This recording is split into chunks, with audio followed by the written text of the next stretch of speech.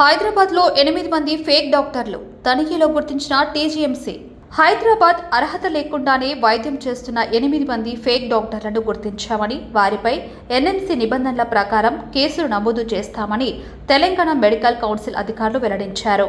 హైదరాబాద్ సిటీలోని బౌరంపేట్, దుండిగల్, సూరారం ప్రాంతాల్లో నకిలీ డాక్టర్లు antibiotics, steroids, pain killers, ivy fluids వంటి అధిక స్థాయి మందులను రోగులకిచ్చి హాని కలిగిస్తున్నారు. సమాచారం అందుకున్న టీజీఎంసీ అధికారులు దాడులు నిర్వహించారు.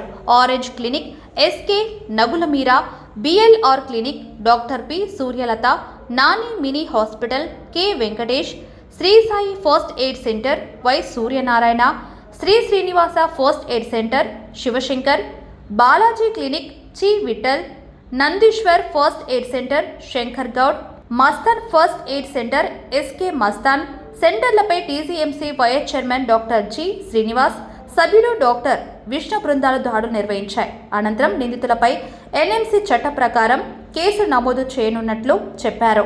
నకిలీ వైద్యుల సమాచారం తెలిస్తే వాట్సాప్ నెంబర్ 9154382727 ద్వారా తెలియజేయాలని ప్రజలను కోరారు.